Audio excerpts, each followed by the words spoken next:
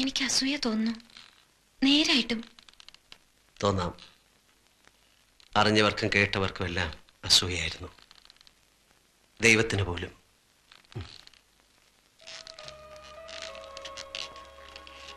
പിന്നെ ഞങ്ങളുടെ മനസ്സ് ചോദ്യം കഴിഞ്ഞു. കല്യാണത്തലേന്ന് ബാച്ചിലേഴ്സ് പാർട്ടി നടക്കുമ്പോൾ പള്ളിക്കൽ അച്ഛൻ വന്ന് പറഞ്ഞു കല്യാണം നടക്കില്ലെന്ന്. കടം കൊണ്ട് കഴുത്തറ്റ് മുങ്ങിയ പാലോമറ്റത്തേക്ക് അവളെ കെട്ടിച്ചു കയറ്റാൻ അവളുടെ അപ്പച്ചൻ മനസ്സ് വെച്ചില്ല. ആ, കടങ്ങളുണ്ടായിരുന്നു, ശരിയാ. പക്ഷേ അത് പെരുപ്പിച്ചു പറഞ്ഞ് നാൻസിയുടെ അപ്പച്ചനെ വിശ്വസിപ്പിച്ച പാപ്പച്ചന്റെ മോഹം ഞങ്ങളുടെ കല്യാണം മുടക്കുക എന്നതായിരുന്നു. ആ മോഹം അയാൾ സാധിച്ചു. മിന്നു കെട്ടുന്നതിന്റെ തലേ രാത്രി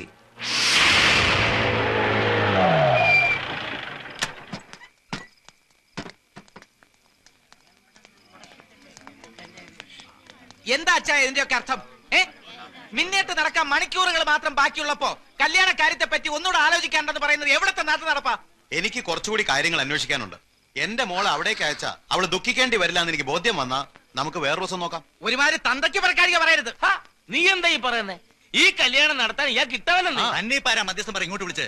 പെണ്ണിന്റെ തന്ത ഈ നിൽക്കുന്ന കുഞ്ഞു കൊച്ചു സാറ് മനസമ്മതം കഴിഞ്ഞിട്ടും കല്യാണം വേണ്ടാത്ത സ്ഥിതിക്ക് അരമനക്കോടതിന് അനുവാദം മേടിക്കുന്ന സഭാ നിയമം. പെണ്ണിന്റെ അപ്പൻ അതും മേടിച്ച സ്ഥിതിക്ക് നിങ്ങൾ ഇവിടെ കിടന്ന് കൊമ്പൊലിക്ക് കാണിച്ച ഒരു കാര്യമില്ല. എനിക്ക് നാൻസിയോട് സംസാരിക്കണം. അതെങ്ങനെയാ മോനെ? പെണ്ണിന്റെ അപ്പൻ ഇഷ്ടമില്ലാത്ത സ്ഥിതിക്ക് പെണ്ണോട് സംസാരിക്കുന്നത് എങ്ങനെയാ? കുടുംബത്തിൽ പറഞ്ഞത് ചെയ്യത്തില്ല. എനിക്ക് സംസാരിക്കാം. അങ്ങനെ പോയാലോ?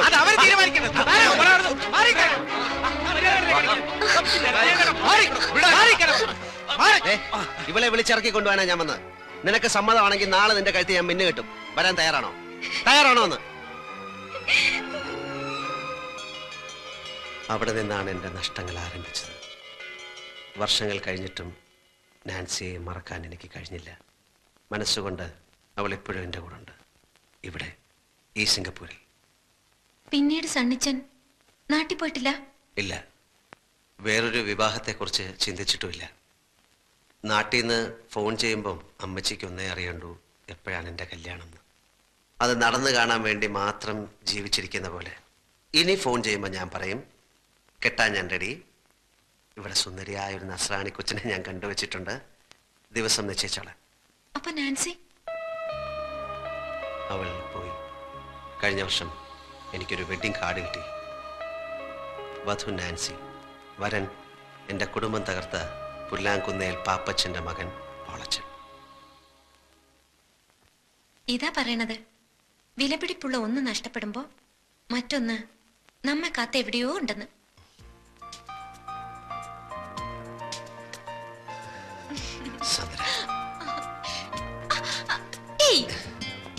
ഇപ്പൊ എന്റെ അപ്പനും അമ്മച്ചും കണ്ടോണ്ട് വരണ ഈ രംഗം കണ്ടോണ്ട് വന്നാൽ എന്താ?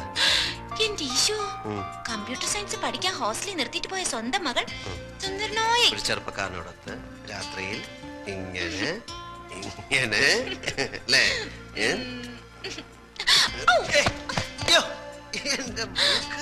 സോറി സോറി കേട്ടോ. പുതിയ ഇത്രയൊക്കെ ആയ സ്ഥിതിക്ക് ഞാൻ സണ്ണിച്ചാനുള്ളല്ലേ? അതെ, അതുകൊണ്ടാണല്ലോ. അതൊക്കെ വീട്ടുകാരറിഞ്ഞ് പള്ളി വെച്ച് മിന്നു കെട്ടിട്ട് അതുവരെ എന്റെ പൊന്നു മോന് ക്ഷമിച്ചൂടെ?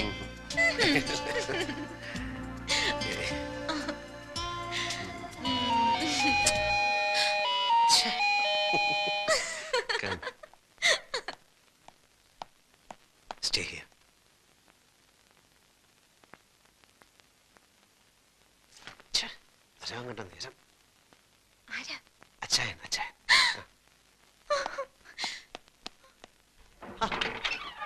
അച്ഛനെന്താ ഈ നേരത്തെ?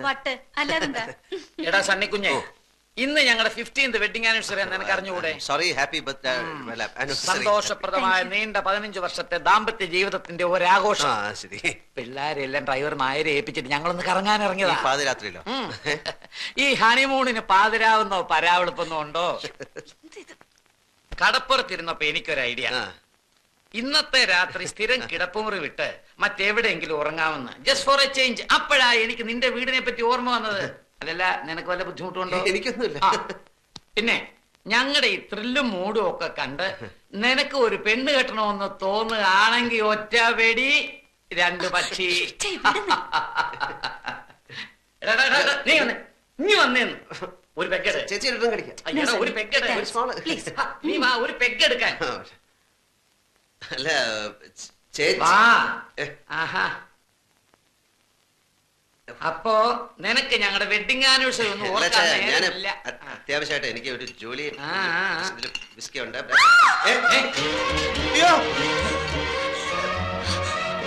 അവിടെ ഒരു പെണ്ണ്. പെണ്ണ എവിടെ? ഒരിക്കലും രാത്രിയിൽ ഇങ്ങനെ പെണ്ണ് വരാൻ. അവിടെ ഒരു പെണ്ണൊന്നും ഇല്ല അവിടെ. നീ ശരിക്കുണ്ടോ? അതെ, വെളുത്ത ഫ്രോക്ക് ഇട്ടൊരു പെണ്ണ്. അയ്യോ, അത് ഞാൻ പറഞ്ഞിട്ടുണ്ടെന്ന് തോന്നുന്നു. ഇവിടുത്തെ ജോലിക്കാർ പല്ലും കണ്ടേ നമ്മളെ ഈ വീട് വാങ്ങിച്ച ഫ്രഞ്ചാരി മദാമേടന്നല്ലേ, അവരുടെ ഒരു ആന്റി ഇവിടെ പോയിസൺ കഴിച്ച് മരിച്ചിട്ടുണ്ട്. അവർ രാത്രി ഫ്രോക്ക് ഇട്ടുണ്ട്. ഇത് മദാമയൊന്നുമല്ല, മലയാളിയാണ്. ഞാൻ ശരിക്കും കണ്ടതാണ്. എനിക്ക് ആ മദാമയുടെ പരിപാടിയിൽ ഏതെങ്കിലും മലയാളി പ്രേതങ്ങളായിരിക്കുന്നത്. അങ്ങനുണ്ട്. വേണ്ട വേണ്ട, അങ്ങനുണ്ട് ആ മലയാളി പ്രേതം. എനിക്കൊന്ന് കാണണമല്ലോ. ആവശ്യമില്ല പ്രേതത്തിനോട് കളിക്കണ്ട. കുഞ്ഞെ, ഞാൻ ആരാന്ന് നിനക്കറിയാമോ? കടമറ്റത്തച്ഛന്റെ ഗോത്രത്തിൽപ്പെട്ടവനാ. ഒരു പ്രേതത്തിന് നിങ്ങളെ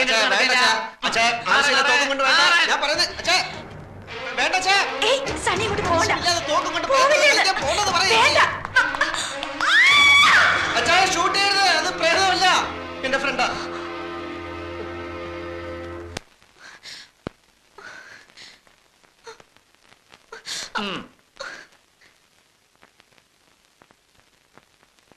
ചേച്ചി ചേച്ചി തെറ്റിദ്ധരിക്കരുത്, ഞാൻ പറയുന്നേക്ക്. സത്യമായിട്ടും ഇത് ഞാൻ കെട്ടാൻ പോകുന്ന പെണ്ണാ. അച്ഛാ ശബ്ദിക്കരുത്. ഞാൻ ഈ പ്രേതത്തിനോടും സംസാരിക്കട്ടെ. എന്താ നിന്റെ പേര്? സാന്ദ്ര. സാന്ദ്ര വാളുക്കാരൻ. നിന്റെ അപ്പന്റെ പേരെന്താ? ജോൺ വാളുക്കാരൻ. അയക്ക് സിംഗപ്പൂരിൽ എന്താ ജോലി? ബാങ്കില്. എന്താ ജോലി? ബാങ്കിൽ വർക്ക് ചെയ്യുന്നു. നിന്നെ ഇവൻ കെട്ടുമെന്നുള്ള ഉറപ്പാണോ? അതെ. ഉറപ്പാണോ? അതെ. നടക്ക. നിന്റെ അപ്പന്റെ ശരിയായിട്ടുള്ള അഡ്രസ്, ഫോൺ നമ്പർ എല്ലാം ഇതിൽ ഫീഡ് ചെയ്. നടക്ക. എടാ, ഇത് സത്യമാണോടാ? അതോ ഞങ്ങളെ ബോധിപ്പിക്കാൻ വേണ്ടി നീ ചുമ്മാ കള്ളം പറഞ്ഞാണോ? സത്യം. എന്റെ മരിച്ചുപോയ ചാച്ചനാണ് സത്യം. എടാ, ഞാൻ അമ്മച്ചിയെ വിളിച്ച് പറയാം. പറ, എന്നെ വിശ്വാസമല്ലേ, ഞാൻ തന്നെ വിളിച്ചുതരാം.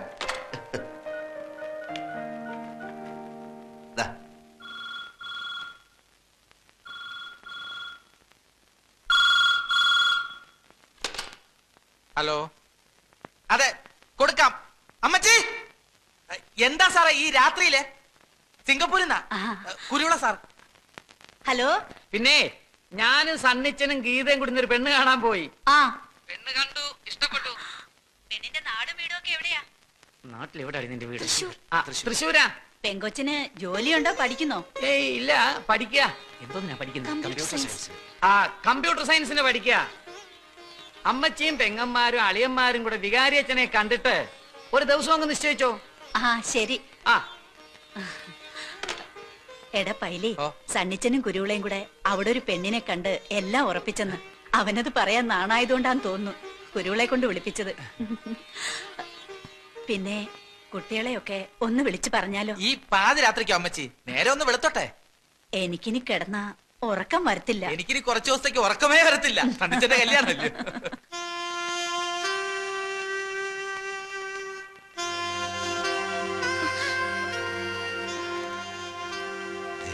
ഇപ്പം വീട്ടുകാരെ അറിയിച്ചു. 2-3 ദിവസത്തിനുള്ളിൽ തീയതി നിശ്ചയിക്കും. ഇതൊന്നും ഇപ്പൊ വേണ്ടായിരുന്നു. ഇപ്പോഴും നിനക്ക് എന്നെ വിശ്വാസമില്ലേ? അതല്ല, പിന്നെ എനിക്കൊരു കാര്യം പറയാനുണ്ടായിരുന്നു. ഇപ്പൊ ഞാൻ പറയുന്ന കേട്ടാ മതി. സണ്ണിച്ച, ഞാൻ പറയണ കേക്ക്. പ്ലീസ് സണ്ണിച്ച. സണ്ണിച്ച, എനിക്ക് സീരിയസ് ആയിട്ടൊരു കാര്യം പറയാനുണ്ടായിരുന്നു. ഒരു സീരിയസ് കാര്യം വേണ്ട.